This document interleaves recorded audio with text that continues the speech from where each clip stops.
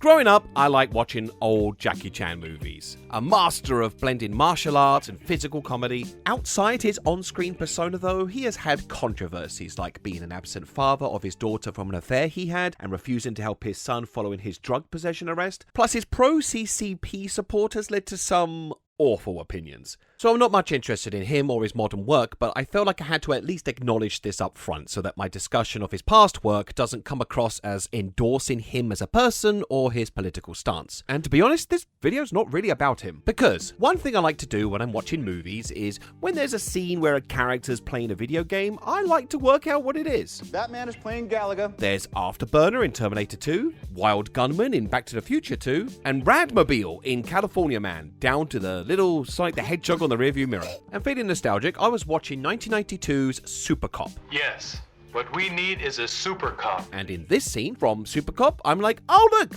that's Tetris.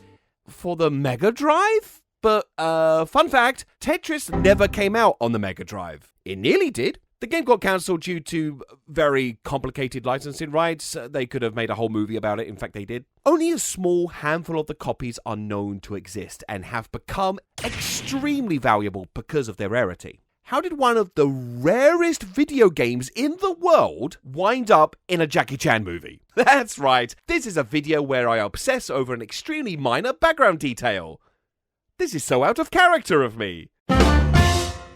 We can probably assume it's a bootleg copy, but how can we tell for sure? After all, Jackie Chan has used video games in his movies a bunch of times, like in 1995's Rumble in the Bronx, where Jackie Chan arrives in America, meets Uncle Bill, and gives a kid a Game Gear with no games for it. I give him my old video games. The poor kid. He has a hard life. He only has a sister and she neglects him. Jesus, Uncle Bill, we're trying to have a happy moment here. And also like in 1993's and its absolutely ridiculous recreation of Street Fighter 2. This is so silly.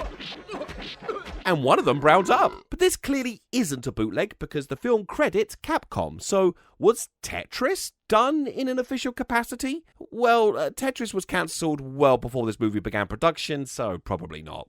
But that doesn't automatically mean that the Tetris game is a bootleg copy. Jackie Chan has said before that he has played Tetris obsessively. Okay, I play Tetris. People come to talk to me. I just keep playing. I dream. My head no fit in any hole. See, this is what the Tetris movie should have been about. So this Tetris game could still be his very own genuine copy.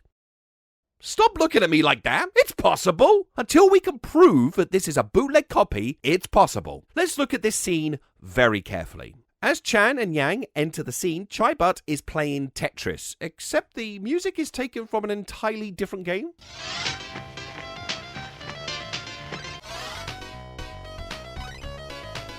The actor here clearly isn't playing the game for real. He's just pressing random buttons, and when he puts the controller down, the pieces are still rotating. That motherfucker's cheating! Take my word! With many games, when you leave them idle at the title screen for long enough, they'll show a bit of gameplay or a little how-to-play guide. It's called an attract mode, because they attract your attention with flashy movies, such as in arcades. Sometime, somewhere, someone is plotting a government overthrow. God, I love these. Tetris on the Mega Drive has an attract mode. Nowadays, we can see what it looked like, and you can synchronize it to the scenes in the movie, so it's clearly just the game playing itself. So far, this neither confirms nor denies bootleggery, so I looked up what a bootleg Tetris would even look like, and it's all revealed on the title screen. This is what it looks like normally. Some bootlegs replace the copyright details entirely. I didn't know Dr. Pepper had a studio. Some remove the copyright details from the title screen, but arguably the most common of them remove the Sega logo. There's just one shot in this movie where we can see the title screen, so does it have the Sega logo or not? No Sega logo confirms this was a bootleg copy of Tetris the whole time. With no official release of the game, the bootleg copies ran rampant. In fact, in this scene, you can see the console, the cartridge inside it, and what looks like the game box. I compared it to all the known bootleg copies, and I suspect this is a multi-cart, a cartridge with multiple games. Wait, I'm sorry, Afterburner? Anyway, the game box of the cartridge looks like it might be this one, which also features Zoom, which may also explain why the music was taken from that game and not Tetris. So this is definitely a bootleg, and what a shame it couldn't have been a legit copy, like this Street Fighter 2 scene. And wait, is that also Tetris? Oh my god! It resembles the Mega Drive version with this metallic-looking grid, but it's on a black background instead of the piles of cow shit. If I had to guess, it looks like the arcade version of Tetris, which was also made by Sega, but the big difference to the Mega Drive version is that it has a different attract mode. It's on a black background and also a monkey that teaches you how to play the game. Why does Tetris have a monkey? What do monkeys have to do with Tetris? These are all questions. Monkey. Anyway, in this version of Tetris, Jackie Chan's City Hunter doesn't have a monkey. There's no monkey. By the way, the Street Fighter scene is by far the least strange part of this movie.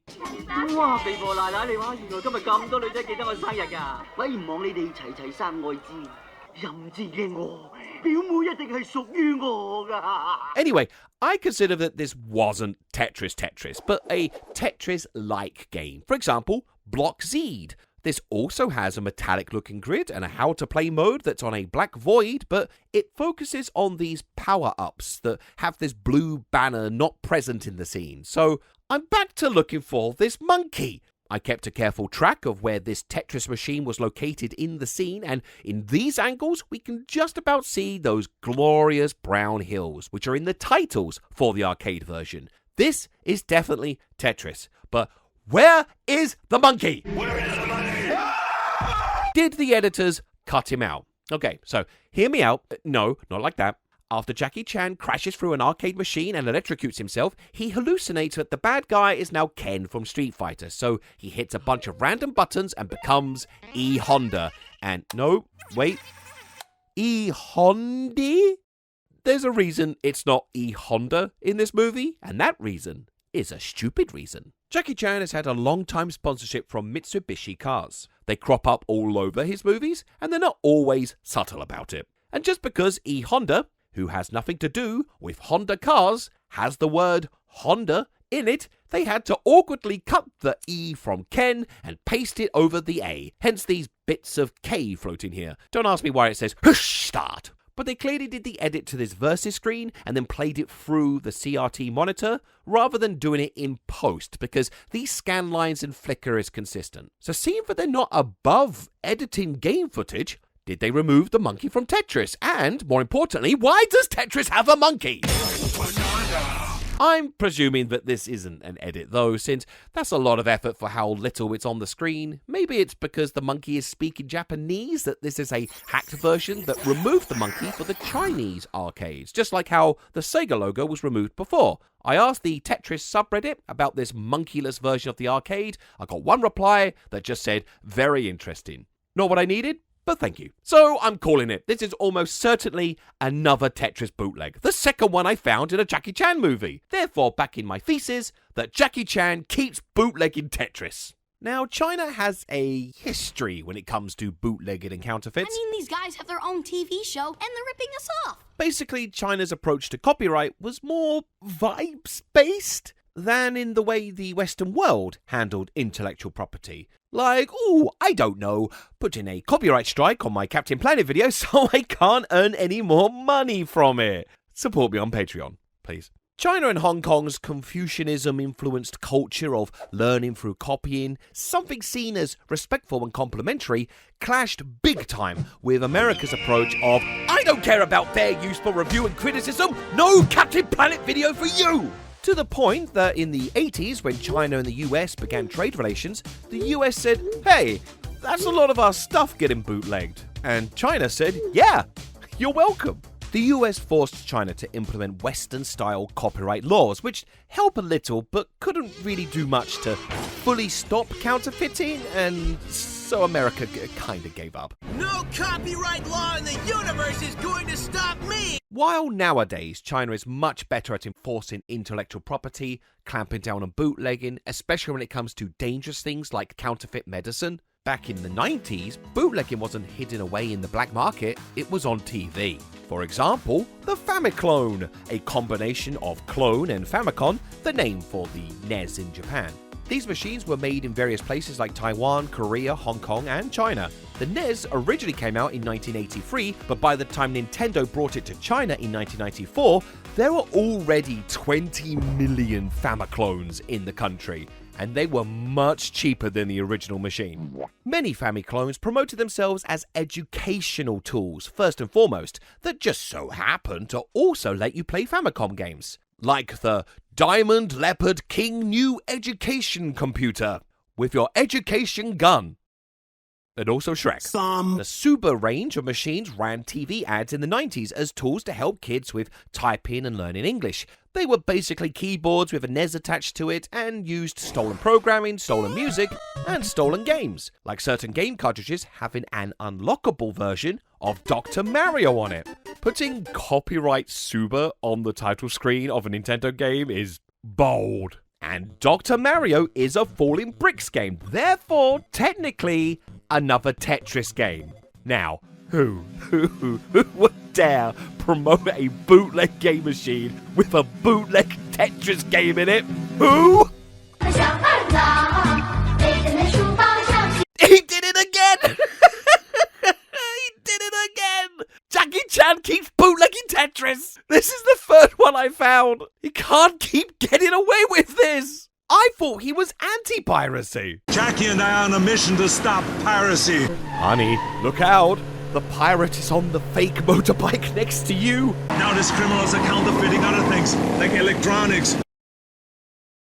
Help us stop piracy! Let's terminate it! Alright, so I'm being a little hyperbolic here. It's just a reflection of culture in China and Hong Kong. And I like how this piece of strange copyright history is preserved in these movies. In fact, it was a Jackie Chan movie that may have kick-started this whole thing. In 1984, Jackie Chan co-starred in Wheels on Meals, which got adapted into an arcade game the same year titled Spartan X, and in the West as Kung Fu Master.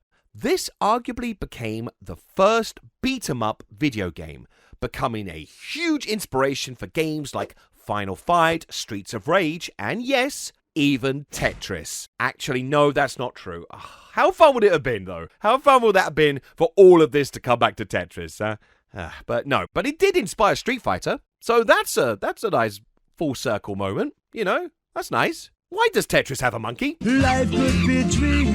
Oh well, at least we'll always have that little boy playing a Game Gear with no game in it. Maybe Jackie Chan could have given that kid some games for his console if he had more room in his luggage. Like this light travel pack, incredibly spacious, comfortable to wear, and perfect carry-on luggage. And this comes courtesy of this video sponsor, Bellroy. Bellroy are an Australian-based carry brand specialising in high-quality bags like this one, with enough pockets and dividers to keep things organised and with room for a 16-inch laptop. Bellroy also produce wallets like this hide-and-seek wallet with its clean, classy, slimline design to finally do away with fat, bulky wallets of the past. It can hold up to 12 cards, has RFID protection, and even has a secret hidden pocket for extra storage. Bellroy actually began their life by breaking the rules of conventional wallet design before expanding into the world of tech accessories and bags, such as this transit carry-on, built with international travel in mind whilst maximizing space available. These internal sections can keep your stuff organized, but you can freely remove them if you want to. The shell is light but hard-wearing, comes with a secure lock, and the light travel pack neatly goes into the handle too. Bellroy pride themselves on being environmentally conscious and saving waste from landfills, such as this shell being made of 80% post-consumer recycled material and long-lasting leather exclusively sourced from traceable tanneries that have been approved by the Leather Working Group, a non-profit organisation dedicated to improving industry standards. So if you are interested in any of these high-quality products or you are curious to explore the rest of Bellroy's range, then go to the link in the description and get 10% off anything on the website. Thanks again to Bellroy for kindly sending me all these fantastic things and for sponsoring this video. My head, no fit in any hole. Special thanks to all my patrons, including Bubbles, Glenn Sugden, Skydream, Trenton Gyrone, JBG0801, TDW Than, Zion Craze, and Traptor, Moel Kasemi, Drifter Star, Vinny Vex, Beamer Tectonic, Setsune Wave, Benjamin Allen, Teletoon, Matthew Smith, Brett Halford, Joel Jennings, and Clam Wamtley. And if you'd like to support me, then please consider doing so on Patreon.